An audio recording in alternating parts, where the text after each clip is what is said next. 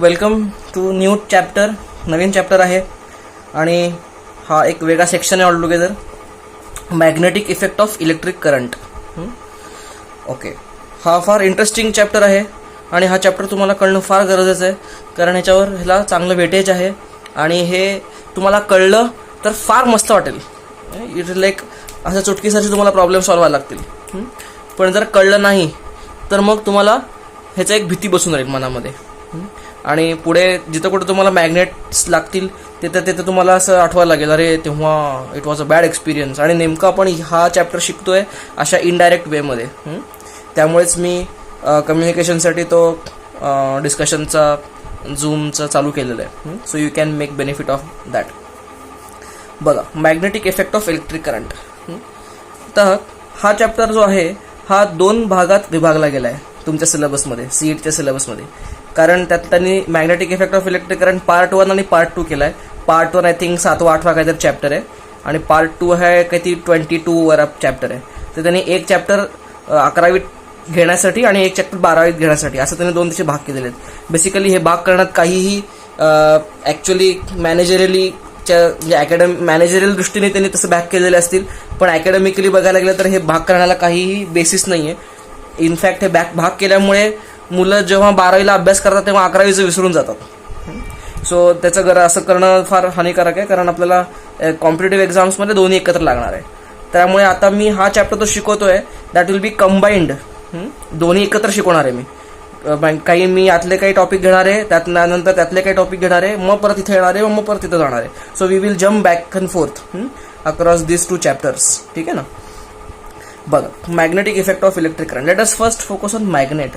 Magnet शब्द आपल्याला काही नवीन नाही आहे. We have been experiencing magnet since long time, since childhood. आपण बार मॅग्नेट बघितलं असेल तर रेडिओमध्ये कसं गोल मॅग्नेट असतं, तो मॅग्नेट जसं वाळूमध्ये असं फिरवलं तर तिथं आयर्न फायलिंग्स त्याला चिकटतात आणि you have played enough with magnets. 2 magnet आले की एकमेकांना रिपेल करतात, अट्रॅक्ट करतात.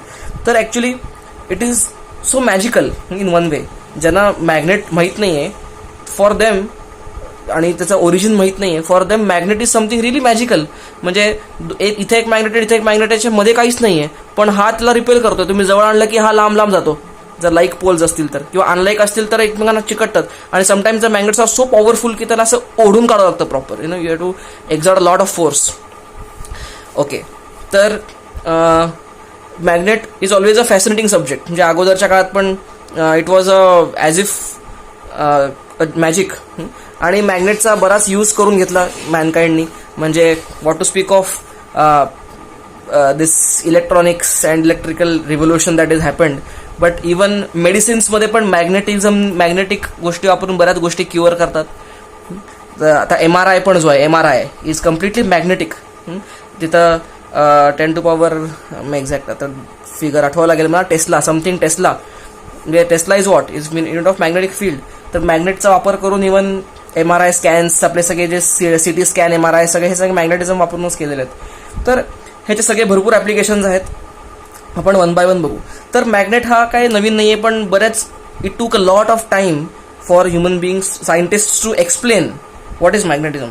आपल्याकडे भारतीय संस्कृतीमध्ये I always quote this because is my favourite topic to speak on. मॅग्नेटचं ज्ञान फार जुनापासून नव्हतं, पण त्याला चुंबक शब्द आहे. लोहचुंबक पण म्हणतात, पण चुंबकीय शब्द आहे. तर आपल्याकडे मॅग्नेटचं फार जास्त नॉलेज आहे. म्हणजे इतकं नॉलेज आहे की आता पण ते डिकोड आपण करू शकलो नाही आहे. मी तुम्हाला याच्या अगोदर कधी भेटलो असेल, तुम्हाला सांगितलं असेल. मी एका रिसर्च ग्रुपबरोबर काम करत असताना त्यांनी चुंबकाचे अजून इतके प्रकार मला सांगितले की जे प्रकार अजून आपल्याकडे इथं प्रचलित नाही आहेत वेस्टर्न सायन्समध्ये. बट एनिवे, आपल्याला त्या समूह पुढे आला नाही. होपफुली तुम्हाला कोणाला इंटरेस्ट असेल तर you can research in that. तर आणि इवन कोणार्कचं जे सूर्य मंदिर आहे, असं म्हणतात की त्या सूर्य मंदिरची जी सूर्याची मूर्ती होती, इट वॉज ऑल मेटलिक. म्हणजे अँड इट वॉज सस्पेंडेड वरच्या डोक्यावरती. वरचा जो घुमट आहे, जो शिखर आहे, तिथं पॉवरफुल मॅग्नेट होता. And that magnet was exactly balancing its weight, downward weight. आणि दॅट्स वाय द सूर्यमूर्ती was hanging in mid air. आणि नंतर ब्रिटिश टाईममध्ये त्याने ते डिमॉलिश केलं, कारण that magnet was disturbing many compasses around. मग त्यातनं शिप्सना प्रॉब्लेम येत होता. आणि दॅट इज म्हणजे it goes to show that we have lot of magnets in our own history also. Okay, पण आता वेस्टर्न वर्ल्डमध्ये मॅग्नेटिझमचं जे आहे ओरिजिन म्हणा वगैरे हे एक्सप्लेन अगदी रिसेंट टाईममध्ये झालं. म्हणजे for example I again mention my favourite topic. 1905मध्ये Albert Einstein, again same person coming up, त्यांनी एक पेपर लिहिला इलेक्ट्रोडायनामिक्स ऑफ मुव्हिंग बॉडीज. त्याचं पेपरचं नाव होतं इलेक्ट्रोडायनामिक्स. आणि ॲक्च्युली नंतर त्यांनी त्याला स्पेशल थिअरी ऑफ रिलेटिव्हिटी असं त्याला अजून नाव पुढे त्याला मिळालं. स्पेशल थिअरी ऑफ रिलेटिव्हिटीमध्ये आइन्स्टाईनने ॲक्च्युली हे प्रूव्ह करून दाखवलं की जेव्हा चार्ज मूव्ह करायला लागतो तेव्हा चार्ज ज्या प्रकारे मूव्ह होतो त्या प्रकारे त्याच्या आजूबाजूला एक फील्ड जनरेट होतं, त्याला मॅग्नेटिक फील्ड म्हणतो. आणि ते का असं होतं ते त्यांनी स्पेशल थिअरी ऑफ रिलेटिव्हिटीमध्ये चांगलं एक्सप्लेन केलं आहे. आपल्याला कोणाला इंटरेस्ट असेल तर we can later times we can explore this. पण बिफोर दिस पर्सन हे सगळं अंधारातच होतं. मोस्टली लोकांना मॅग्नेट चे इफेक्ट स्टडी केले होते, मॅग्नेटवर बेस्ड असलेले इन्स्ट्रुमेंट बनवले होते, मॅग्नेटचं वर्किंग लोकांना कळलं होतं. पण मॅग्नेट म्हणजे काय आणि तो मॅग्नेट जनरेट कुठं होतो, तो इफेक्ट असं कसं की हा पेन जर मॅग्नेटिक असेल तर ह्याच्यात काय जादू झाली याच्यामध्ये की हा मॅग्नेटिक आहे, कळतं तुम्हाला. आणि मग लिक्विड मॅग्नेट्स असतात, मॅग्नेटिक आपण मटेरियल्स वगैरे बघणार आहोत, डायमॅग्नेटिक, फेरोमॅग्नेटिक वगैरे. तर हे कुठनं आलं, ह्याचं ओरिजिन जे आहे ते आइन्स्टाईन कुड very nicely explain through special theory of relativity, electrodynamics of moving bodies. That was his paper, ज्यांनी ते प्रूव्ह केलं. एनिवे, हा काय आपला करिक्युलमचा भाग नाही आहे, पण I am telling you so that तुमचा इंटरेस्ट या टॉपिकमध्ये चांगला राहील. ओके, आता एक अजून सायंटिस्टचं नाव आहे, स्पेलिंग आहे ओएरस्टेड एक्सपेरिमेंट. तुम्ही कदाचित हे तुमच्या शाळेतल्या याच्यात पण नाव हे आलं असेल तुम्हाला. काय झालं, एक करंट कॅरिंग वायर होती, गोष्ट आहे, करंट कॅरिंग वायर होती.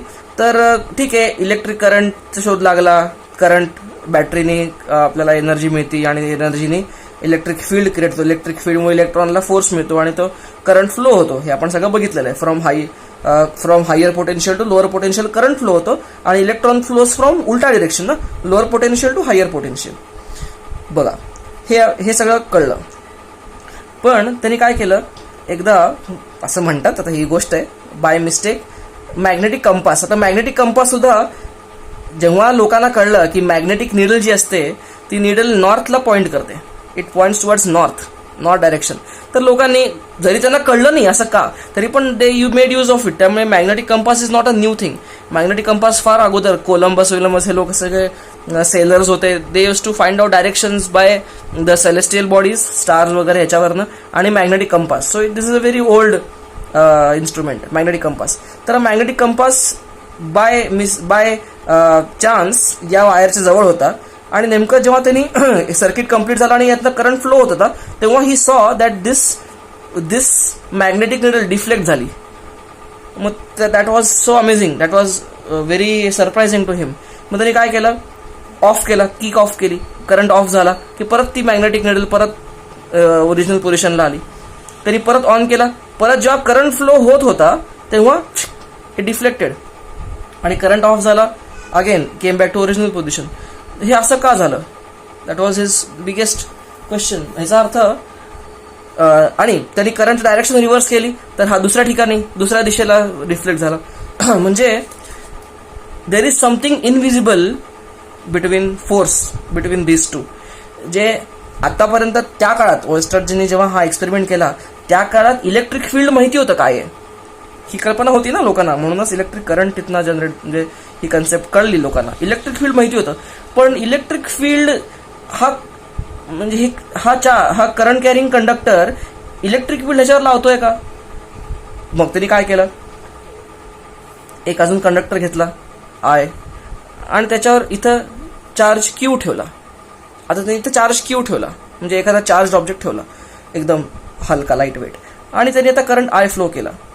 तर त्यांनी हे ऑब्झर्व केलं की चार्ज क्यू रेस्टवर आहे, चार्ज क्यू रेस्टवर आहे आणि करंट आय फ्लो झाला तरी चार्ज क्यू रेस्टवरच राहिला, चार्ज क्यू बिलकुल नाही हल्ला.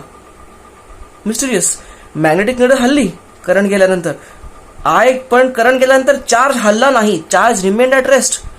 दिस वॉज मिस्टिरियस. म्हणजे या ठिकाणी there was some hidden force, invisible force ज्यांनी ह्याला हलवलं, पण या ठिकाणी there was no hidden force. कळतंय, इट वॉज ॲट रेस्ट. मग जर इलेक्ट्रिक फील्ड, तेव्हा इलेक्ट्रिक फील्ड हा शब्द माहिती होता, ग्रॅव्हिटेशनल फील्ड हा शब्द माहिती होता. इलेक्ट्रिक फील्ड कशामुळे होतो? चार्जमुळे होतो. अच्छा ठीक आहे. मग इथं मग हे फील्ड जर हा करंट जर इलेक्ट्रिक फील्ड जनरेट करतोय आजूबाजूला, तर हा चार्जवर आपल्याला माहिती आहे ना, चार्जवर force equal to F equal to E Q असतो ना. मग जर इथं जर ई असेल तर या चार्जवर एफ लागायला पाहिजे होता आणि एफ लागला म्हणजे हा क्यू हलायला पाहिजे होता, पण हल्ला नाही. याचाच अर्थ ऑयस्टर्ड केम टू कन्क्लुजन की करंट कॅरिंग वायरमध्ये असं काहीतरी आहे, असं काहीतरी अननोन फोर्स आहे, अननोन फोर्स आहे which is not electric field, which is not electric field. Okay, पण असा अननोन फोर्स आहे की ज्याच्यामुळे तो बाहेरच्या काही फोर्स लावू शकतो. बरं, पुढे काय झालं? त्यांनी या चार्ज क्यूला अशी व्हेलॉसिटी दिली, चार्ज क्यूला काय दिली? अशी एक व्हेलॉसिटी दिली. चार्ज क्यूला जेव्हा त्यांनी व्हेलॉसिटी दिली तेव्हा काय व्हायला पाहिजे होतं? चार्ज क्यू असा जायला पाहिजे होता ना सरळ दिशेमध्ये, पण तो असा गेला नाही, तो असा गोल फिरला. अरे बापरे, कळतंय? चार्ज क्यू गोल फिरला. आता ज्या अर्थी हा गोल फिरला त्या अर्थी त्याला काहीतरी फोर्स तिसरा लागला. लक्षात, एखादा ऑब्जेक्ट त्याची ट्रॅजेक्टरी का सोडेल ना, त्याचा गोल फिरणं म्हणजे त्याला सेंट्रिपिटल फोर्स लागला आणि याला बाकीचा बाहेरनं काय सगळं आयसोलेट केलं होतं, बाकीचा काही फोर्स नव्हता.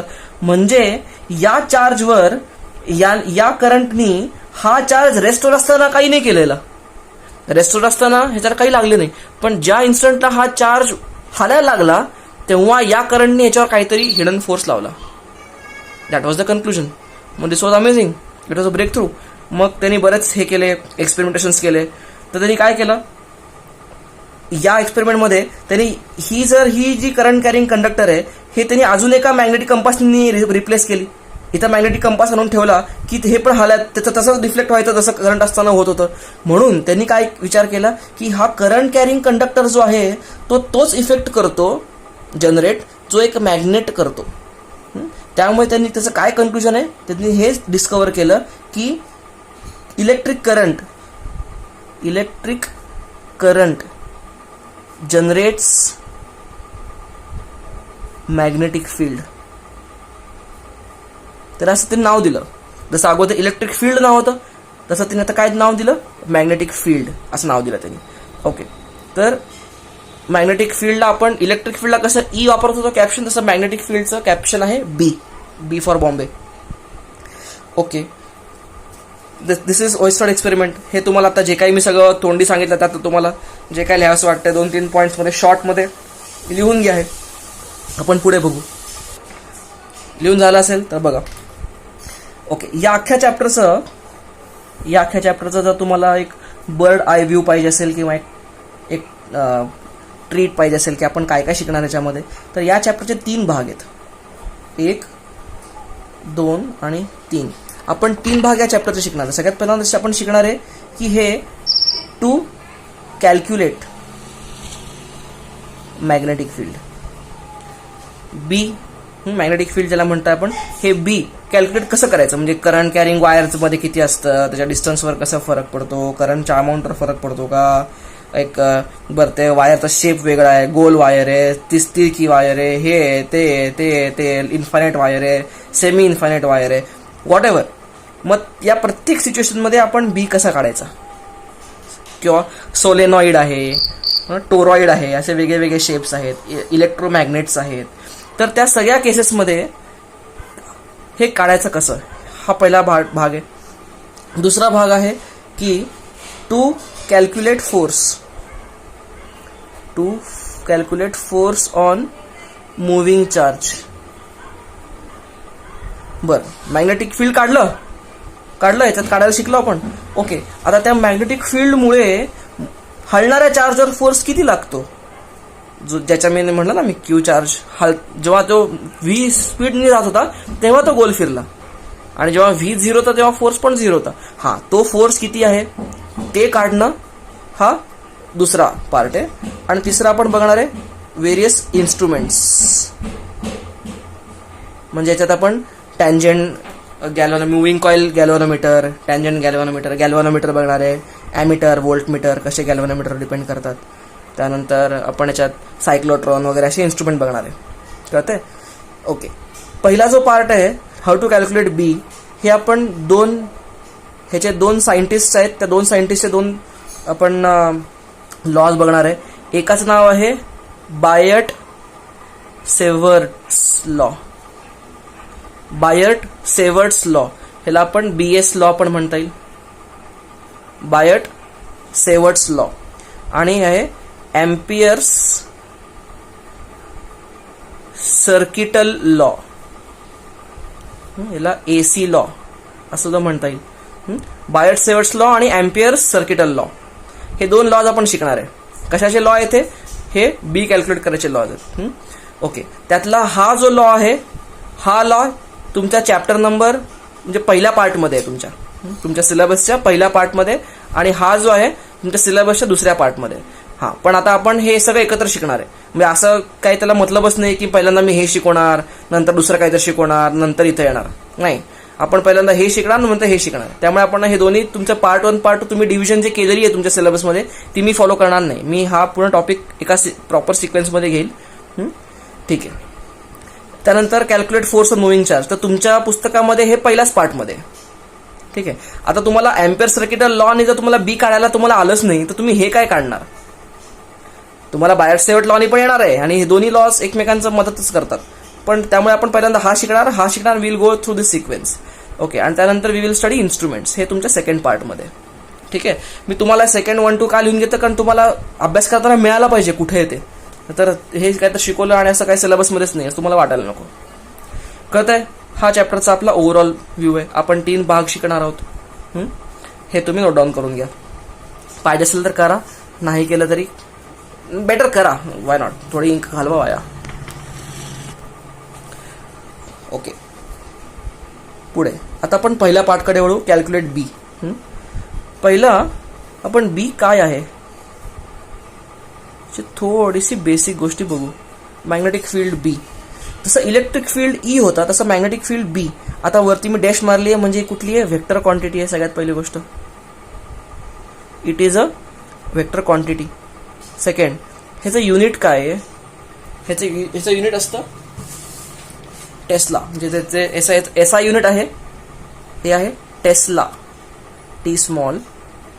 Nicola Tesla is a name of scientist, याच्या नावावरनं आपल्याला हे नाव आलं, tesla is a SI unit. किंवा ह्याला अजून एक युनिट आहे weber per metre square, WEBER, weber per metre square. Weber पण एका सायंटिस्टचं नाव आहे, टेस्ला पण सायंटिस्टचं नाव आहे. Weber was a teacher in Swiss polytechnic, ज्या ठिकाणी Einstein and his previous wife Mileva they were students. आणि टेस्ला, तिचा निकोला टेस्ला, ज्याचा थॉमस एडिसन बरोबर फार टफसल झाली होती, ज्यांनी अल्टरनेटिंग करंटचा शोध लावला. It is him. ओके. त्यानंतर अजून एक युनिट आहे ते म्हणजे गॉस. गॉस बेसिकली हे लहान युनिट आहे फार, कारण टेस्ला फार मोठं युनिट होऊन जातं कधी कधी. त्यामुळे गॉस म्हणजे फॉर एक्झाम्पल अर्थचं मॅग्नेटिक फील्ड वगैरे ते फार वीक असतं, तर त्याला गॉस वापरता येतं. ते what is gauss? 1 tesla is equal to 10⁴ gauss. GAUSS gauss. हे पण गॉस पण सायंटिस्टचं नाव आहे. 1 tesla is equal to 10⁴ gauss. कळतंय? हे लिहून घ्या. हे एवढं सगळं आहे. तुम्ही मॅग्नेटिक फील्डची डायमेन्शन स्वतः काढा. आता मी जेव्हा तुम्हाला पुढचा लॉ सांगेल त्या लॉवरनं तुम्ही स्वतः फाइंड मॅग्नेटिक फील्ड डायमेन्शन स्वतः करा. हे होमवर्क आहे, मी सांगणार ते तुम्हाला. पुढे ओके. डायरेक्टली लॉला जाण्याच्या अगोदर आपण एक रिव्हिजन करू. पाहिजे असेल तर हे नाही लिहूनच घ्या, पाहिजे असेल तर नको. रिव्हिजन ऑन वेक्टर प्रोडक्ट, असं काय ऐकलेलं आठवतंय का? ह्याला आपण क्रॉस प्रोडक्ट पण म्हणतो. स्केलरमध्ये बघत होतो. हे आपल्याला फार लागणार आहे. या अख्ख्या चॅप्टरमध्ये तुम्हाला व्हेक्टर्स आणि व्हेक्टर प्रोडक्ट एस्पेशली हे आलंच पाहिजे. ते असे काय तर लॉज आहेत, आपण बघूयात ह्याला.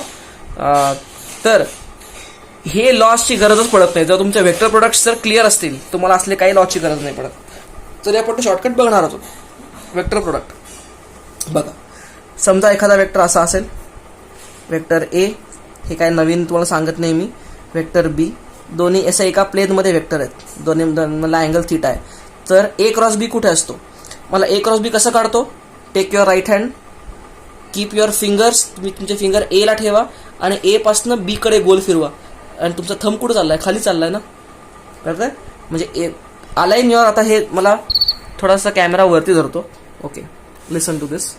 मी काय करतो, माझा हात एला धरला आणि ए पासनं बी कडे नेला, हात गोल फिरवला, कळतंय? माझा थंब कुठे जातोय? खाली जातोय. Yes, that's how. A cross B कुठे गेला? ए क्रॉस बी खाली गेला ना. This is direction of A cross B, कळतंय का? तसंच बी क्रॉस एला काय करता येईल? बी क्रॉस एला मी माझे फिंगर्स बी ला ठेवतो आणि बी पासनं ए ला वळवतो, म्हणजे थंब कुठं आला? वरती आला, कळतंय का? And that's how this is B cross A. Okay, तुम्हाला हे कळतंय का? बघा. ओके, आता मला सांगा अजून एक करता येईल. समजा हा एक वेक्टर आहे ए आणि हा आहे बी. एका असा व्हर्टिकल या कागदाच्या प्लेनमध्येच आहे ते. डायरेक्शन बोला, बी क्रॉस ए डायरेक्शन. आता बोला म्हणजे तुम्ही थोडं सांगणार आणि मी आता ऐकणार आहे. तर तुम्ही स्वतः विचार करा, बी क्रॉस ए डायरेक्शन कुठं असणार आहे? बघा, बी क्रॉस ए अपवर्ड्स, म्हणजे डायरेक्शन बी क्रॉस ए अशी असेल. ओके, आता इथनं पुढे अजून दोन सिम्बॉल्स पण लक्ष द्या. हे सिम्बॉल जे असतं ह्याचं म्हणजे काय? डायरेक्शन अशी असते, वरती असते, अपवर्ड, कळतंय? आणि बेसिकली याला गोल पण करतात. ही सिम्बॉल काय आहे? What is this meaning of this symbol? प्लेनच्या बाहेर, आउटवर्ड्स. आणि हे सिम्बॉल जे आहे हे आहे इनवर्ड्स. माझ्या मते हे काय तुम्हाला पहिल्यांदा सांगत नाही मी, याच्या अगोदर पण आपण सगळं केलेलं आहे. आणि आय डोंट नो, तुम्हाला मी वेक्टर शिकवले असतील पहिल्या चॅप्टरमध्ये मागच्या वर्षी. तर हे इथनंच मी चालू केलं होतं, तेव्हा मी ह्या गोष्टी सगळ्या एक्सप्लेन करतो. ठीक आहे. आणि आपण आधीमध्ये पण बराच वेक्टर झालेला आहे आपला, असं काही झालेलं नवीन नाही. ह्याचा सिम्बॉल काय? इनवर्ड्स. तर मी तुम्हाला हे कन्फ्यूज होऊ नये म्हणून तुम्हाला असं एक एक्झाम्पल दिलं होतं. बघा, असा ॲरो असतो ना आणि मागे असे फेदर्स असतात, कळतंय? हा ॲरो जर असं तुमच्याकडे येत असेल असा, तर तुम्हाला काय दिसेल? डॉटच दिसेल ना, असा हे डॉट दिसेल ना, हा, कळतंय? ओके, म्हणजे डॉट म्हणजे ॲरो असा चाललाय. बघा, इथं मागे दिसतोय क्रॉस हा चाललाय, मग तुम्हाला काय दिसेल? ह्याची शेपूट दिसेल ना मागे, टेल, फेदरवाली टेल दिसेल. म्हणजे असं दिसलं म्हणजे क्रॉस दिसला म्हणजे आत जाणारा आणि प्लेनच्या आत जाणारा परपेंडिक्युलर, आणि डॉट म्हणजे बाहेर येणारा. ठीक आहे, मला सांगा हे बी क्रॉस ए कसं असणार आहे? मग बी क्रॉस ए बाहेर म्हणजे डॉट म्हणून दाखवलाय मी. ओके, आता मला सांगा, मी काही एक्झाम्पल्स देतो, त्यातलं एक करून दाखवतो. बाकी सगळे तुम्ही स्वतः व्हिडिओला पॉज करा, ऑनेस्टली पॉज करा आणि हे काढा. लक्षात घ्या, तुम्हाला हे कळणं फार गरजेचं आहे. तुम्ही आता ह्याला अंडरस्टिमेट करू नका, हे काय टाइमपास आहे आम्हाला येत आहे. जेव्हा आपण ऍक्च्युअली लॉ लावायला जाऊ तेव्हा आपल्याला तुम्हाला डायरेक्शन गणली की सगळं गणणार आहे, कळत आहे? त्यामुळे मी हे सेपरेट इथं वेळ घालवतोय आणि I am telling you this. Okay, समजा हा ए वेक्टर आहे आणि हा बी वेक्टर आहे. डायरेक्शन सांगा मला. हा पहिला, दुसरा, direction of what? Direction of A cross B. मला सगळीकडे डायरेक्शन ए क्रॉस बी ची सांगा. ओके, सांगा डायरेक्शन ऑफ ए क्रॉस बी ची. मी तुम्हाला देतो नंतर, मी तुम्हाला सांगणारच नाही रे, पण तुम्ही ट्राय करा. पुढे तिसरं,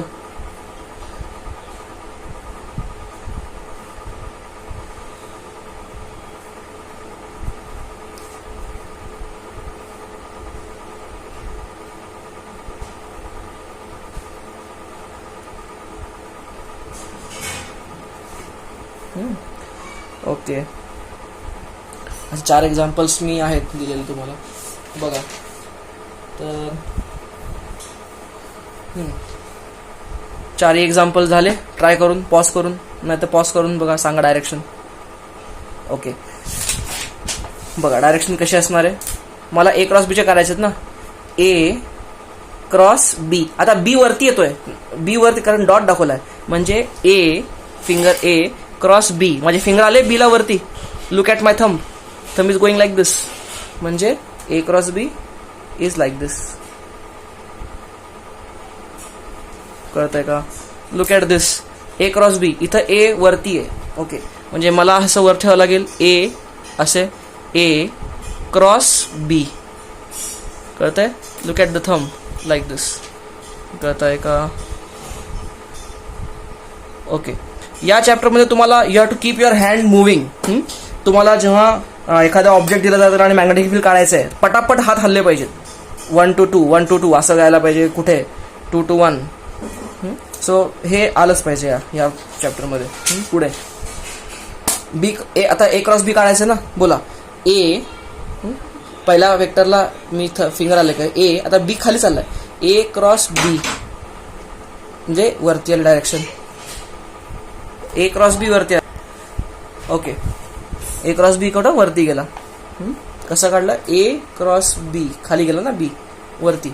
okay, now look at this. आता ए आत चाललाय, A is going downwards, A cross B direction like this. कळतंय?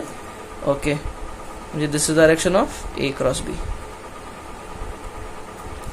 डायरेक्शन मध्ये काही घोटाळा असेल इमिजिएटली मला विचारा. फाईन, हे पॉज करा आणि लिहून घ्या सगळं. पुढे बघू. बघा झालं हे. आता आपण पुढचा स्टार घेऊ, बायट सेवर्ट्स लॉ. मगाशी आय थिंक स्पेलिंग माझं चुकलं होतं. मी SEVER केलं ना, सेवर्ट्स नाही. ओके, SAVAR आहे. ठीक आहे, बायट सेवर्ट्स लॉ हे स्पेलिंग बरोबर आहे. याप्रमाणे याच्या अगोदर तुम्ही चुकीचे लिहिलं असेल तर करेक्ट करा. ओके, हा बायट आणि सेवर्ट्स हे दोन्ही सायंटिस्टची नाव आहे ज्यांनी हे इन्व्हेंट केलं. तर हा लॉच्या प्रूफच्या मागे मी जात नाही, आपण हा लॉ फक्त बघूयात काय आहे. तर बेसिकली समजा असं एक करंट कॅरिंग कंडक्टर आहे, काहीतरी वेगळा शेप आहे, जनरल शेप आहे, अशी वायर आहे, जरुरी नाही आहे स्ट्रेट आहे, कशी आहे. यातनं करंट असा आय फ्लो होतोय. कळतंय? करंट आय असा फ्लो होतोय. बरं, मी काय करतो, या वायरचा एक छोटा तुकडा घेतो. छोटा तुकडा, किती छोटा तुकडा, एकदम छोटा तुकडा, ज्याची लेंथ DL आहे. DL कशाची लेंथ आहे, वायरच्या छोट्या तुकड्याची लेंथ. तर मी असा एक बाण दाखवलाय ना, do you see that? What is this बाण, what is this arrow, is this vector DL. What is vector DL? It is a small length of the wire it self.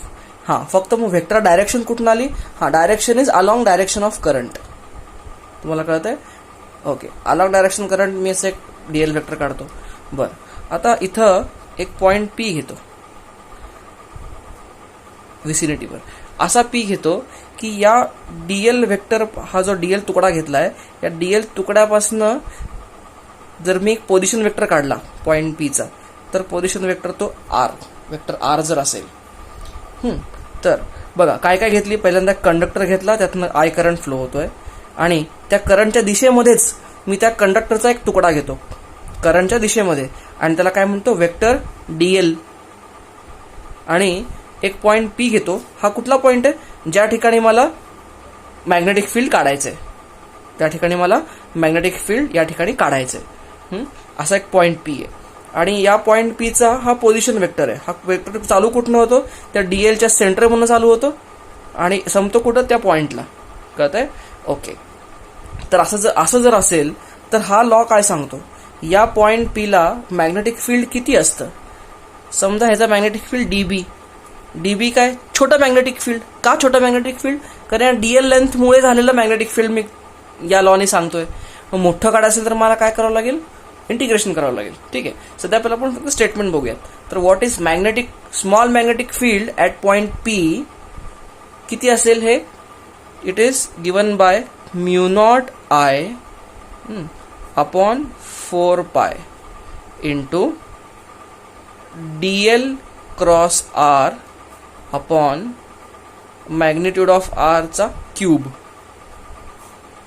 बस हे स्टेटमेंट आहे या लॉचं. हे लॉचं स्टेटमेंट असंच आहे. Okay, आपण याचे terms बघूयात काय काय. ओके, मला सांगा सगळ्यात पहिल्यांदा म्यू नॉट काय आहे. म्यू नॉट बघा, म्यू नॉट ही टर्म ह्याला म्हणतात permeability. Permeability okay of free space. Of free space. Okay, तुम्हाला इलेक्ट्रोस्टॅटिक मध्ये आठवत आहे आपण शिकलो तो एप्सिलॉन नॉट. एप्सिलॉन नॉट काय होतं? परमिटिव्हिटी ऑफ फ्री स्पेस होता एप्सिलॉन नॉट. परमिटिव्हिटी आणि परमिएबिलिटी या दोन्ही त्या या मीडियमच्या प्रॉपर्टी असतात ज्या मीडियममध्ये हे सेटअप ठेवलेलं आहे. परमिटिव्हिटी कोणासाठी असते? ती इलेक्ट्रिक फील्डला किती परमिट करते त्याच्यातनं पास होण्यासाठी, त्याची ती प्रॉपर्टी आहे. तसंच परमिएबिलिटी कोणाची प्रॉपर्टी आहे? मॅग्नेटिक फील्डला एखादं मीडियम किती परमिशन देतं, किती त्याचा पास होऊ देतं स्वतःमधनं. तो जो फॅक्टर आहे, तो जो असा जो पॅरामीटर आहे जो हे डिसाईड करतो, तो काय असतो? परमिएबिलिटी.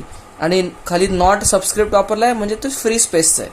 फ्री स्पेस किंवा एअर किंवा व्हॅक्यूम. कळतंय का? ओके, हे झालं म्यू नॉट टर्म. आय काय आहे? I is current. ओके, 4π तुम्हाला माहिती आहे. What is DL? Vector. Small element किंवा small elementary length of current carrying conductor along direction of I. हे तुम्हाला कळतंय का? लक्षात घ्या, तुम्हाला जर मी करंट शिकवला आहे चॅप्टरमध्ये करंट, तर तुम्हाला हे सांगितलं होतं की करंट टेन्सर क्वांटिटी असते. करंट ही वेक्टर पण नाही आहे, स्केलर पण नाही आहे. Current is a tensor quantity. तुम्हाला हे सांगितलेलं का? मला आठवत नाही. नसेल सांगितलं तर लक्षात घ्या. टेन्सर क्वांटिटी म्हणजे काय असते की अशी क्वांटिटी ज्याला डायरेक्शन इम्पॉर्टंट आहे पण ती डायरेक्शनचे वेक्टरचे नियम पालन करत नाही. ठीक आहे, सध्या डिस्ट्रॅक्ट नको करायला. तर ही करंटच्या डायरेक्शनच्या अलॉंग डीएल एलिमेंट वेक्टर आहे. ओके, त्यानंतर what is R? R is position vector of point P with respect to DL. कळतंय का? ओके, आणि पॉइंट P कुठला आहे? ज्या ठिकाणी तुम्हाला B काढायचं आहे. आणि what is DB? DB is small magnetic field at P due to current carrying conductor CCC. कळतंय? हे सगळं कळलं. बायट सेव्हर्ट लॉ हाच आहे. हे कदाचित आर्यंतमध्ये मी एकदा बघितलं नाही आहे, बघायला लागेल. कदाचित त्यांनी तुम्हाला हेच एक स्टेटमेंटच्या स्वरूपात देण्याची शक्यता आहे, पण ह्याच्यापेक्षा वेगळं काही नाही. बायट सेव्हर्ट लॉ मी परत रिपीट करतो, क्विकली बघा. कंडक्टर आहे, कंडक्टरमधनं करंट फ्लो होतोय. ओके, आता करंट फ्लो होतोय तर डीएल मी काय घेतला? छोटा तुकडा घेतला त्या कंडक्टरचा. छोटेशी तुकडा आहे तो, पण तुकड्याची डायरेक्शन काय? डीएल व्हेक्टर म्हणलं ना मी. Direction is along the current. कारण असं चाललंय सध्या म्हणून असं डायरेक्शन. कारण जर असं चाललं तर आपण असं डायरेक्शन आहे ते बघणार आहे आपण, डोंट वरी. आणि पॉईंट पी असा पॉईंट आहे ज्या ठिकाणी मला मॅग्नेटिक फील्ड काढायचं आहे किती आहे. बरं, आणि आर व्हेक्टर काय? पोझिशन व्हेक्टर आहे पीचा. कोणाच्या अनुसार? कोणाच्या रिस्पेक्ट टू? या डीएलच्या रिस्पेक्ट टू त्याचा पोझिशन व्हेक्टर. कळतंय? ओके, तर असं जर सगळं असेल तर पीच्या ठिकाणी किती मॅग्नेटिक फील्ड तयार होईल? एवढं तयार होईल. Mu naught I. आणि हे छोटं असेल ना, कारण हे आपण डीएलनी इथं बनवलेलं घेतोय. मी पूर्ण लेंथनी बनवलेला घेत नाहीये. डीएलनी किती बनवलंय छोटं बनवेल ना तो, कारण ही लेंथ पण छोटी आहे. Mu naught I by 4π DL cross R upon vector आरचा मॅग्निट्यूडचा क्यूब. डायरेक्ट वेक्टर फॉर्ममध्येच आहे. ठीक आहे? ओके, आता ही झाली. Then what about direction? डीबीची डायरेक्शन कुठे आहे? हे सगळं झालं, बरोबर आहे. What about direction? अगेन म्हणूनच मग अशी प्रॅक्टिस घेतली डायरेक्शनसाठी. आपल्याला काय लागेल, क्रॉस प्रॉडक्ट याची. हे तरी सगळं स्केलर आहे. बरं, अजून एक राहिला. अजून एक म्यू नॉटची व्हॅल्यू काय. जसं एप्सिलॉन नॉटची काहीतरी व्हॅल्यू आहे 8.85 वॉट एव्हर इंटू 10⁻12. तसं म्यू नॉटची व्हॅल्यू काय. म्यू नॉटची व्हॅल्यू असते 4π इंटू 10⁻⁻7. कळतंय का. म्यू नॉटची व्हॅल्यू असते 4π इंटू 10⁻⁻7. हे युनिट असतं टेस्ला मीटर पर एम्पियर. टेस्ला मीटर पर एम्पियर. हे कुठनं आलं हे युनिट मला सांगा. मॅग्नेटिक फील्डचं टेस्ला ना. बरं, एम्पियर हे 4π तरी युनिटलेस आहे. बघा, तुम्हाला कोणाचं युनिट काढायचं आहे, म्यू नॉटचं युनिट काढायचं ना. म्हणजे तुम्हाला आयला तिकडे घालावं लागेल. आयचं एम्पियर युनिट आहे, एम्पियर खाली गेलं डिनॉमिनेटरला. टेस्ला पण एम्पियर आलं, टेस्ला पण एम्पियर. ओके, आता हे डीएल लेंथ आहे, ही पण लेंथ आहे. लेंथ इंटू लेंथ म्हणजे metre square upon metre cube. म्हणजे किती, metre square upon metre cube म्हणजे खाली राहिला मीटर आणि आम्ही खालचा मीटर तर वरती गेला. म्हणजे काय आलं, टेस्ला मीटर बाय एम्पियर. कळतंय कसं आलं युनिट आहे. Okay fine. आता based on this let us go ahead. सगळ्यात पहिला तुम्हाला हे लिहून घ्या. आपण डायरेक्शन बघतोय. मला सांगा डायरेक्शन हे तर सगळं स्केलर आहे. All is scalar. बरं, ही खालची पण स्केलर क्वांटिटी कारण मॅग्नेट्यूडचा क्यूब आहे. मग हा या डीबीची डायरेक्शन किती आहे, कुठे आहे, कोण डिटरमाइन करेल. हे डिटरमाइन करेल डीएल क्रॉस आर. ओके, आता मग अशी मी तुमची प्रॅक्टिस करून घेतली आहे डीएल क्रॉस आर. प्रत्येक जण हात एक्सटेंड करा. डीएल मी काय करतो, माझे फिंगर्स डीएलला लावतो.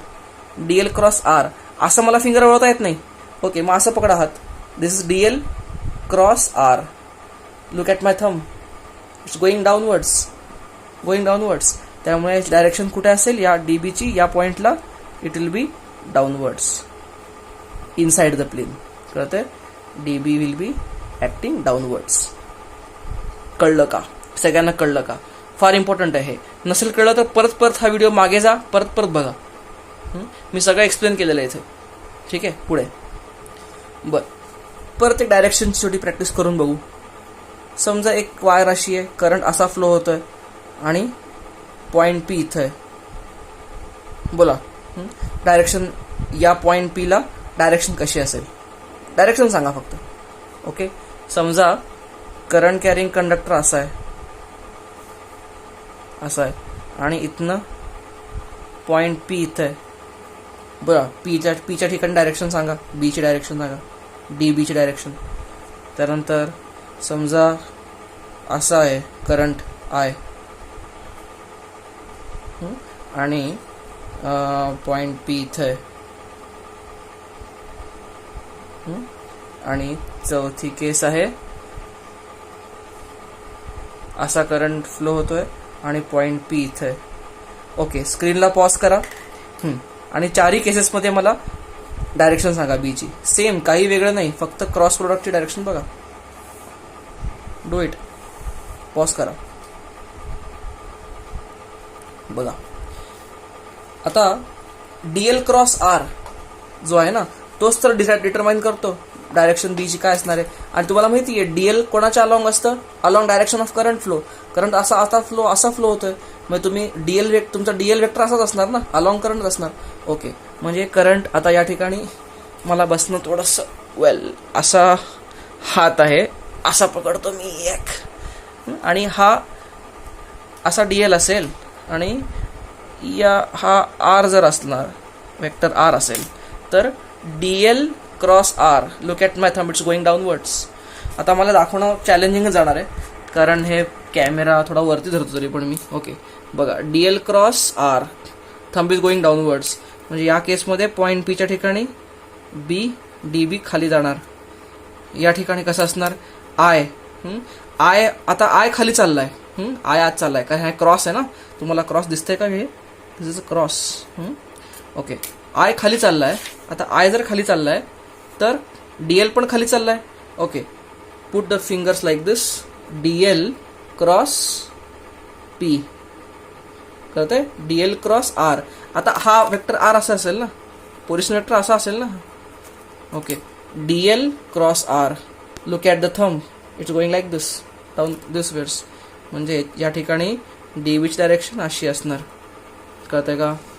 ओके, या ठिकाणी आय, आता हा इथं डॉट आहे म्हणजे करंट वरती येतोय, म्हणजे कीप युअर फिंगर्स लाईक दिस, असं ठेवावं लागेल मला.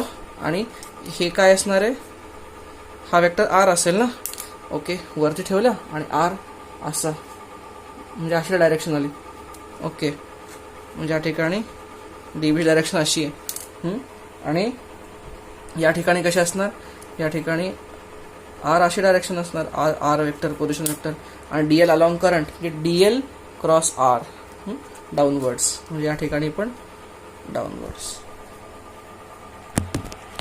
कळतंय का? बघा, हे कळलं असेल डायरेक्शन्स. आणि हे तुम्हाला यातल्या प्रत्येक टर्म तुम्हाला कळली असेल तर पुढे जा, नसेल कळली तर परत व्हिडिओ मागे जा, परत बघा. मोस्ट इम्पॉर्टंट लॉ, बायट-सेवर्ट्स लॉ बघा, त्याचं पण ऍप्लिकेशन पुढे बघत राहू. ओके, आता आपण शिकूयात की हा बायट-सेवर्ट्स लॉ आपण बघितलं तरी आहे, पण रिअल लाईफमध्ये कसं वापरायचं आहे. कारण आता हे तर छोट्या डी एल एलिमेंटरी लेंथसाठी घेतलेलं आहे डी बी, पण आपण रिअल लाईफमध्ये अशी थोडी एलिमेंटरी लेंथ घेऊन हिंडतो. We have some straight line और अ कॉईल. तर आपण शिकूयात, let us see how to apply Biot Savart's law. तर पहिलं घेऊ मॅग्नेटिक फील्ड ड्यू टू, पहिला स्टार लिहून घ्या, magnetic field due to current carrying straight wire. तुम्ही पूर्ण लिहा, करंट कॅरिंग स्ट्रेट वायर. बघा डायग्राम मी मुद्दाम जरा मोठी काढतो. ही समजा स्ट्रेट वायर आहे, पण सिंपल शेप घेऊ. स्ट्रेट वायर आहे, ज्यातनं करंट असा आय फ्लो होतोय, ही करंटची डायरेक्शन आहे. बरं, मी काय करतो, या वायरपासनं मी मानतो एका डी डिस्टन्सवर एक पॉईंट पी आहे, कळतंय? तर मला काय करायचं आहे, या पॉईंट पीला या वायरमुळे किती या ठिकाणी मॅग्नेटिक फील्ड तयार होतंय. बरं, जर या पी पासनं मी असा एक इथं लाईन ह्या दोन्ही एंड पॉईंट्स त्या वायरचे जॉईन केले पॉईंट पीशी, समजा हा अँगल ह्याला म्हणतो मी θ1 आणि याला म्हणतो θ2. कळतंय का? बघा, आय करंट फ्लो होतोय. आता मला काढायचं आहे बायट-सेवर्ट्स लॉ कसा वापरतो. बायट-सेवर्ट्स लॉ तरी छोट्या एलिमेंटरी लेंथसाठी आहे, म्हणजे मला इथं एलिमेंटरी लेंथ घ्यावं लागेल.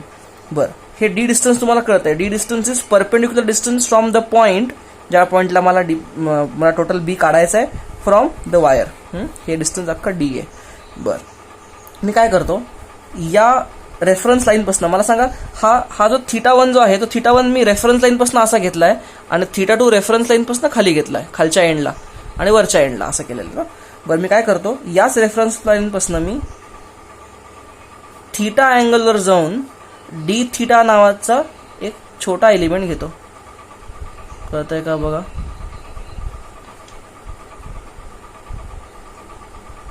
काय केलं मी, इथनच θ जाऊन θ अँगलवर मी जाऊन डी θ या छोट्याशा अँगलचा इथं एक एलिमेंट घेतला. ओके, बरं, या एलिमेंटला मी म्हणतो, या लेंथला डी वाय. तर हा डी वाय वेक्टर आपला होईल छोटा, ज्याला आपण डी एल म्हणत होतो. आणि समजा हा वायवर जाऊन या रेफरन्सपासून वायवर डी वाय आहे, वायवर डी वाय घेतला किंवा θ डी θ घेतला, एकच गोष्ट आहे. ठीक आहे, आता मला सांगा, ही डी वाय झाली एलिमेंटरी लेंथ आणि हा तो पॉईंट आहे पी, ज्या ठिकाणी मला काढायचं आहे. तर आता मला बायट-सेवर्ट्स लॉ काय सांगतो, या ठिकाणी डी बी काय आहे, μ0I/4π, आणि इथं काय येतं, हे D Y cross R by magnitude of R चा क्यूब ना. आता आर म्हणजे हे अंतर असणार ना, आरचं अंतर, this is going to be R position vector. आता हा डी वाय वेक्टर ना, माझा छोटा एलिमेंटरी लेंथ ही झाली, आणि त्याचा डिस्टन्स या पी पासून. मला सांगा, डी वाय छोटा आहे का मोठा आहे? डी वाय फार छोटा आहे, it's very very small element. Okay, कळतंय? तर ह्या झाला बायट-सेवर्ट्स लॉ. बघा, तुम्हाला इच अँड एव्हरी टर्न तुम्हाला कळते का मी कसं लावलं. इथं डी एलच्या ऐवजी फक्त डी वाय लिहिलं आहे मी, बाकी तेच आहे सगळं.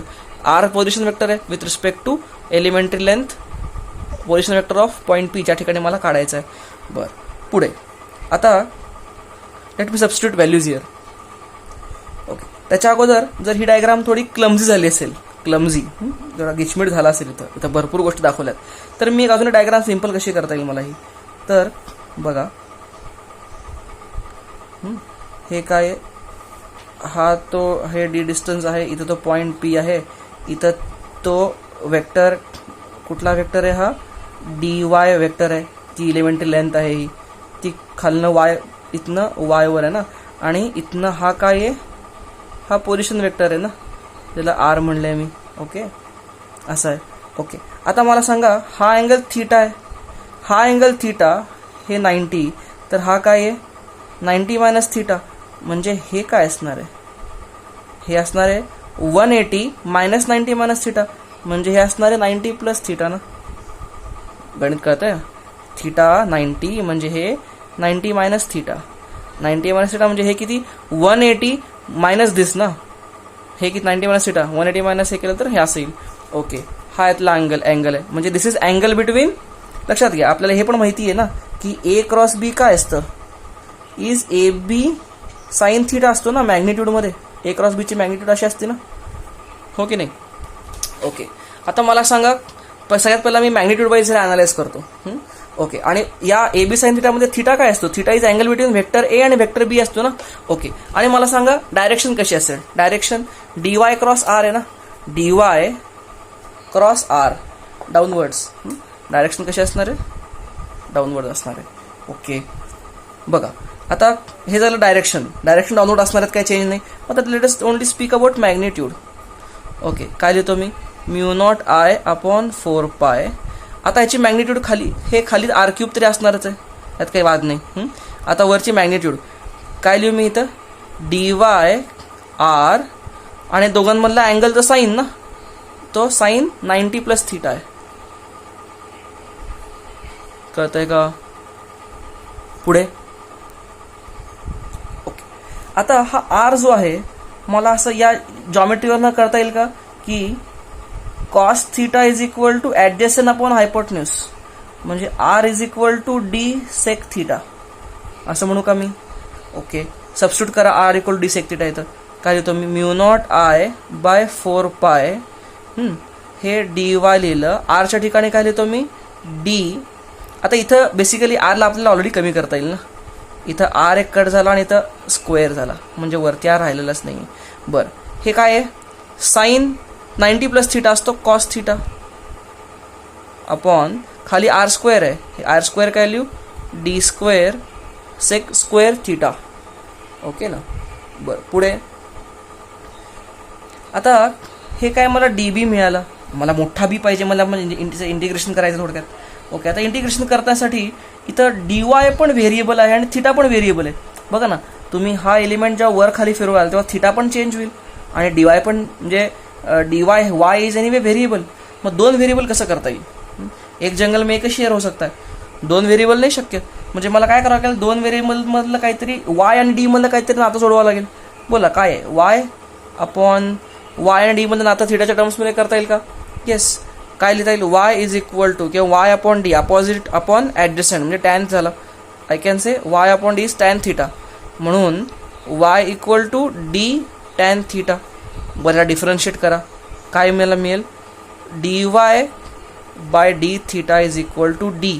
आता टॅन थिटाचं डिफरन्शिएशन काय असतं, सेक स्क्वेअर थिटा. आता मला ही कल्पना नाही आहे की तुम्ही ऑलरेडी कॅल्क्युलस चालू केलेलं आहे का, पण मोस्टली केलं असेल, कारण मला आठवत आहे तुम्ही अगोदर लिमिट्स करत होते ना, जेव्हा मला आपला रेग्युलर क्लास होता, तर लिमिट नंतर तुम्ही डेफिनेटली तुमचं डिफरन्शिएशनपर्यंत आला असेल.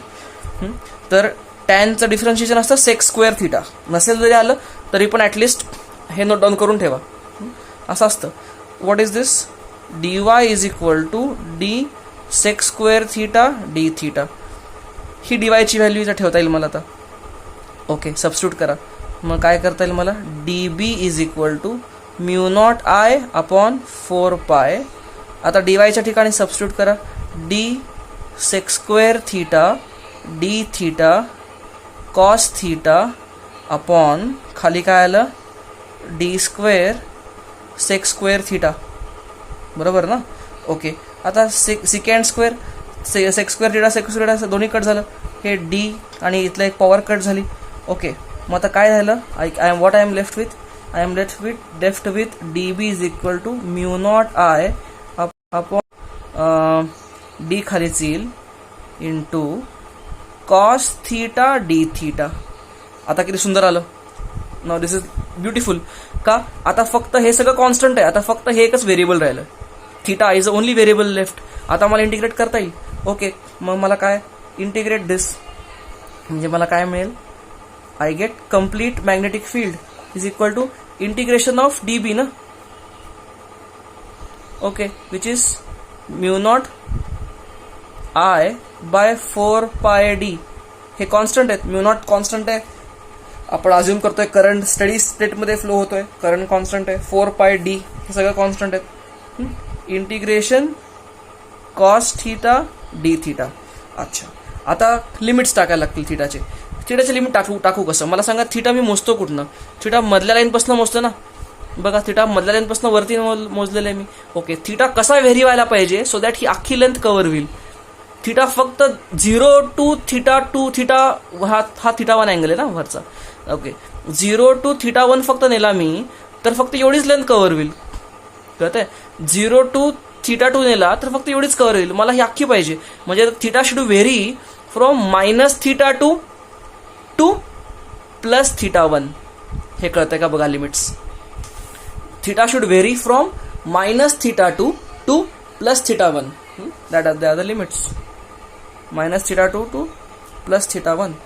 ओके, बोला इंटिग्रेशन. कॉस्ट इंटिग्रेशन असं साईन म्हणजे काय लिहित आहे मला. B is equal to mu naught I by 4 pi D sine theta. Limit घातले तुला minus theta 2 to theta 1 mu naught I by 4 pi D sine theta 1 minus sine minus theta 2. Limit टाकले. Sine of minus theta is minus sine theta. मग minus sine बाहेर येईल. म्हणून बी काय आला mu naught I by 4 pi D sine theta 1 plus sine theta 2. Beautiful formula. हा फॉर्म्युला आपल्याला झोपेतही पाठ पाहिजे. काय आहे तुमच्या पुस्तकात डायरेक्ट तुम्हाला हा फॉर्म्युला दिसेल. तुम्हाला डेरिव्हेशन देणार नाही. पण मी मुद्दाम डेरिव्हेशन का घेतलं त्याचं मागचं तुम्हाला कारण पण सांगतो. जेव्हा एक प्रॉब्लेम पुढचा घेईन तेव्हा आय विल टेल यू हे डेरिव्हेशन का शिकवलं मी. डायरेक्टली मला किती सोपं झालं असतं. डायरेक्टली फॉर्म्युला लिहा. I would have saved almost 20 minutes explaining you all this to you. पण this is very important. Never underestimate the फॉर्म्युले, द डेरिव्हेशन्स. एक तर हे बोर्डाच्या एक्झाममध्ये तुम्हाला लिहावं लागतं सगळं. That is one reason why you should know this. Secondly, हे जर तुम्हाला डेरिव्हेशन कळलं कसं आहे तर तुम्हाला उद्या जर प्रॉब्लेम घुमवला तर तुम्ही अडखळणार नाही. कळतं का. Okay, we will see this. तुम्ही सध्या हे सगळं डेरिव्हेशन नीट लिहून घ्या आणि bring it up to this. Okay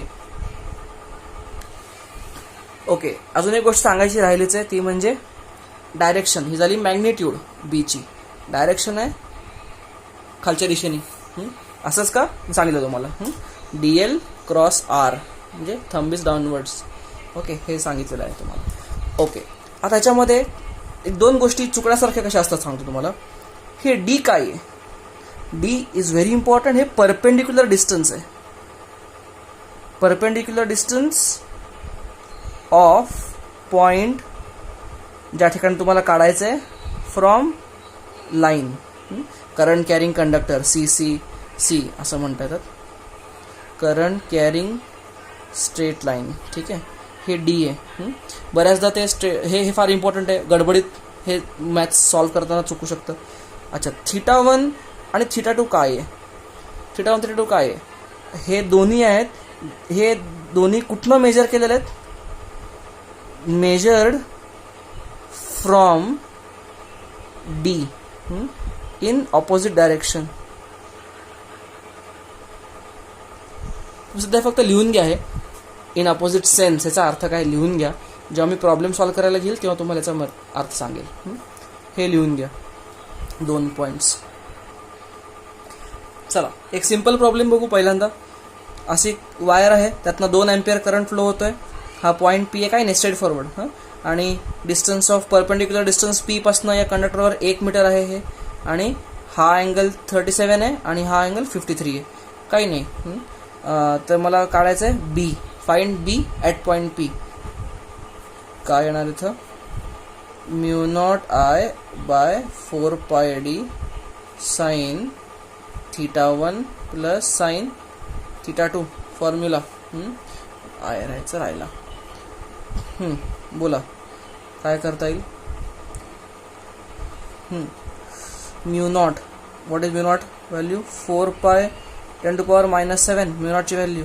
ampere current किती आहे? 2 ॲम्पियर.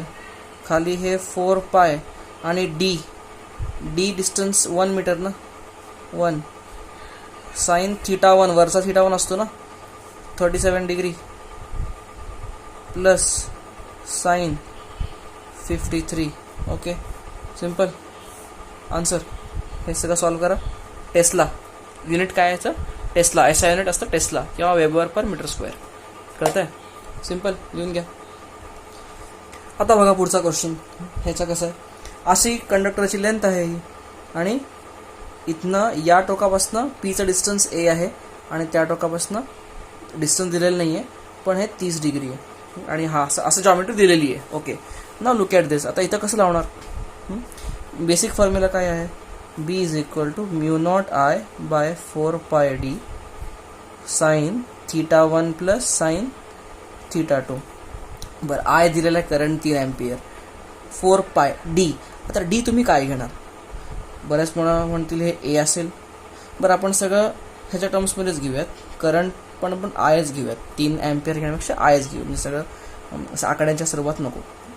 एनिवे, तर बोला इथं काय असं लिहू का मी? हे mu naught I by 4πd. डीच्या ठिकाणी ए लिहू का? आता डीच्या ठिकाणी डिस्टन्स हे पण डिस्टन्स तर नाही का, म्हणून मी ते लिहून दिलं तुम्हाला. डी काय असतं? Perpendicular distance. परपेंडिक्युलर डिस्टन्स हे असेल ना, हे परपेंडिक्युलर डिस्टन्स असेल हे. बरं, हे डिस्टन्स किती आहे? हे डिस्टन्स आहे ए, जे कॉस थिटा असतो this upon this. Okay, it is hypotenuse नाही इथे. This is d is equal to a cos theta. हे डिस्टन्स किती झालं? ए कॉस थिटा ना, थिटा 30 डिग्री आहे म्हणजे ए कॉस 30. हे झालं डीचं डिस्टन्स. ओके, म्हणजे या फॉर्म्युल्यामध्ये डी तुम्ही काय सबस्टिट्यूट करणार? ए कॉस 30. बरं, झालं इतकं सबस्टिट्यूशन. ओके, ह्याच्यात एक हीच तुम्हाला सांगितली मी की डी परपेंडिक्युलर डिस्टन्स असेल तर परपेंडिक्युलर डिस्टन्स तुम्हाला डायरेक्टली दिलं होतं, पण एक सिम्पल जॉमेट्रीने तुम्ही ते काढलं. बरं, आता θ1 θ2 काय घेणार? साइन θ1 θ2. आता this is where there is a crux. बघा, θ1 आणि θ2 काय असतं? θ1 आणि θ2 इज अँगल. बघा, म्हणून हे यासाठी डेरिव्हेशन शिकणं गरजेचं आहे आणि डेरिव्हेशन यासाठी फाटा मारायचा नाही, कारण तुम्हाला डेरिव्हेशनच कळलं नाही तुम्हाला कळणारच नाही θ1 काय θ2 काय. नुसतं फॉर्म्युला घेतल्यानंतर कळणार नाही. θ1 आणि θ2 अँगल कुठनं आहेत? θ1 या हे डी डिस्टन्स आहे ना, डी लाईन, ही या डीच्या लाईनपासनं वरती θ1 आहे आणि डीच्या लाईनपासनं खाली θ2 आहे. कळतंय का? ओके, आता बघा इथं. नाउ ब्रिंग बॅक टू दिस. आता या ठिकाणी θ1 म्हणजे बेसिकली असं करतो ना मी, या डीच्या लाईनपासनं एक टोक जोडणारं θ1 आहे आणि दुसरं टोक जोडणारं θ2 आहे. असं आहे ना. Now look at this. आता रेफरन्स लाईन कुठली आहे? ही आहे. डी हे आहे ना, आता ही लाईन आहे, ही डी नाही आहे, ही डी लाईन आहे. ओके, या डी लाईन पासून एक टोक अप्पर मोस्ट टोक जोडणारा अँगल किती आहे? 30 आणि 30 60 आहे. म्हणजे θ1 किती झाला या ठिकाणी माझा? Here θ1 is 60 degree. θ2 किती आहे? बघा, θ2 या रेफरन्स लाईन पासून खालचं टोक जोडणारा अँगल तो 30 आहे, पण हा 30 आता 30 धरून चालणार नाही, -30 घ्यावं लागेल. θ2 मला काय घ्यावं लागेल? -30 का? -30 का? बघा, कारण माझं डेरिव्हेशनमध्ये, म्हणून डेरिव्हेशन इतकं इम्पॉर्टंट आहे कळणं.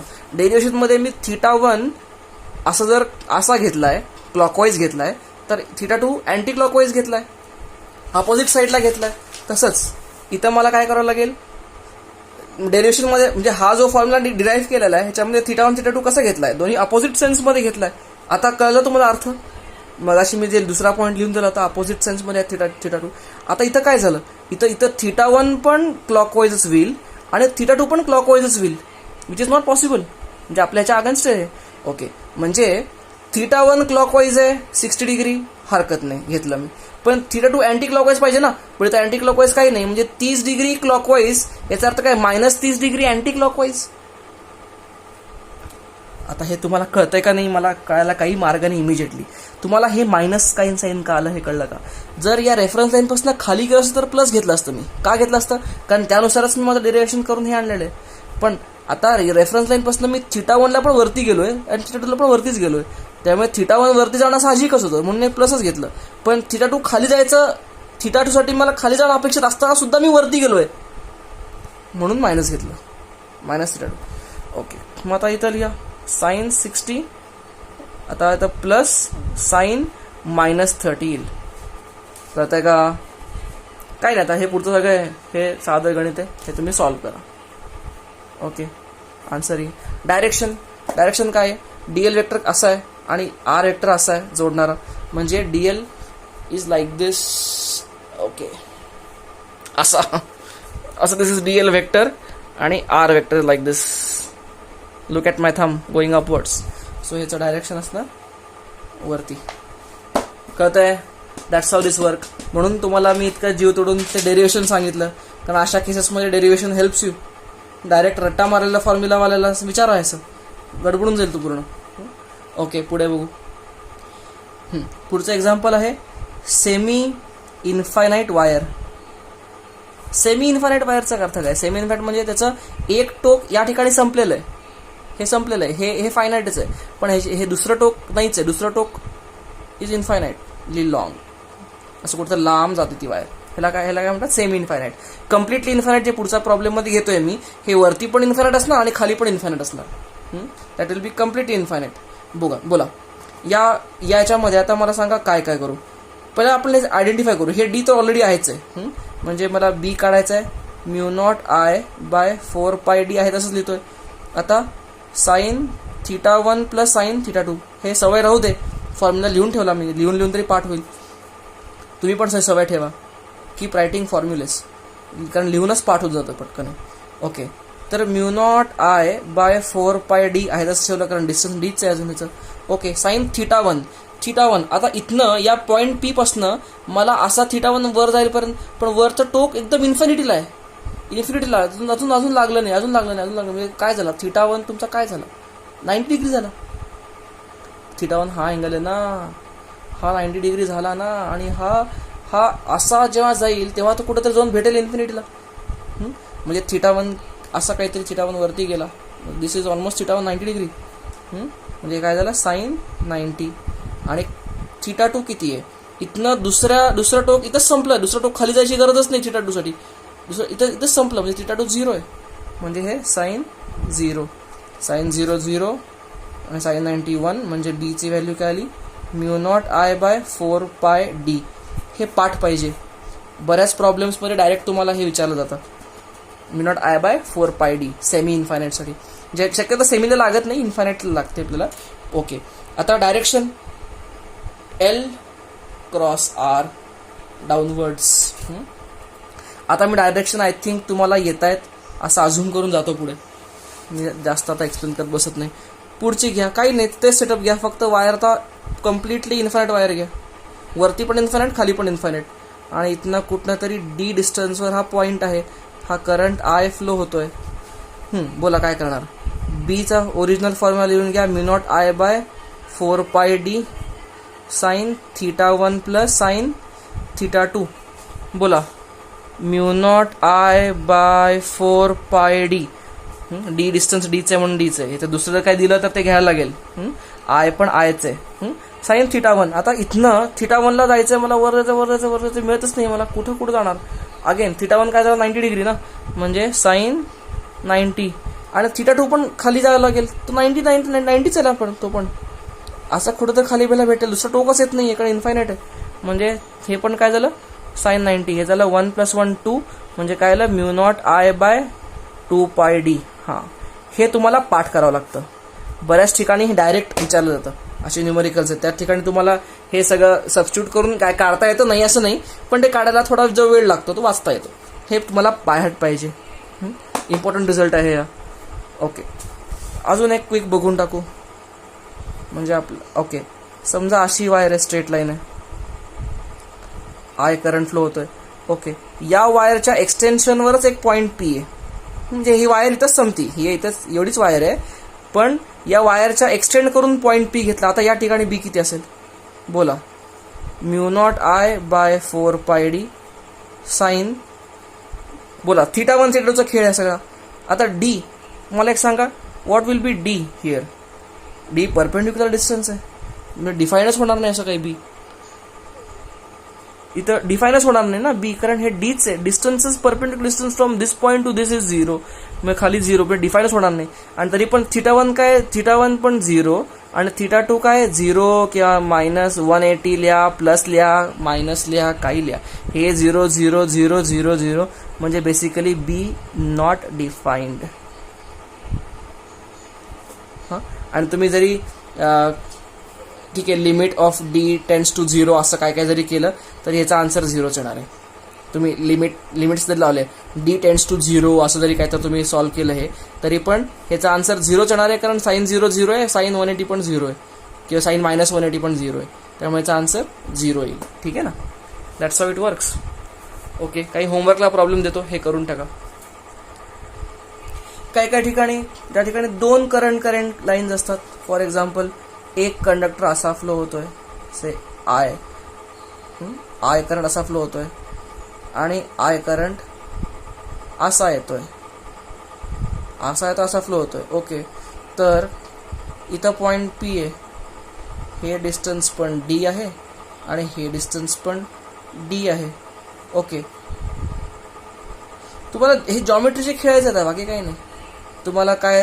तुम्हाला समजा त्यांनी हा अँगल दिला, हा अँगल दिला, तर तुम्ही इंडिव्हिज्युअली या लाईनमुळे इथं असलेलं बी काढू शकताय, डायरेक्शन बघू शकताय. ओके, तर त्याला त्याला म्हणून B1 म्हणू त्याला आपण. ओके, आणि डायरेक्शन कशी असेल, दिस ना, डाऊनवर्ड असेल ना direction. B1 will be downwards. B2 कशी असेल, B2 पण डाऊनवर्डच असेल, म्हणजे B2 पण कशी डाऊनवर्ड्स. B2 पण तुम्हाला सेपरेट काढता येईल. B1 आता ते अँगल दिलेला असेल, मी काय हे एक्झाम्पल पण तुम्हाला घेत नाही, आयडिया सांगतो फक्त, असं होमवर्क देतो. हा अँगल दिला असेल काहीतरी 30 डिग्री 60 डिग्री असं काही अँगल दिलेले असतील. तुम्हाला B1 सेपरेटली काढता येईल, सेम फॉर्म्युला. B2 सेपरेटली काढता येईल, सेम फॉर्म्युला. दोन्हीही डाऊनवर्डच आहेत, डाऊनवर्ड ॲडिशन होईल, म्हणजे टोटल बी नेट काय होईल, B1 + B2 असंच होईल ना. समजा एक डाऊनवर्ड असतो आणि एक अपवर्ड असता, तर इथून मायनस झालं असतं. कळतंय का? ह्याचे फार चांगले क्वेश्चन्स मी तुम्हाला देतो already. I will give you as homework. Let us stop here.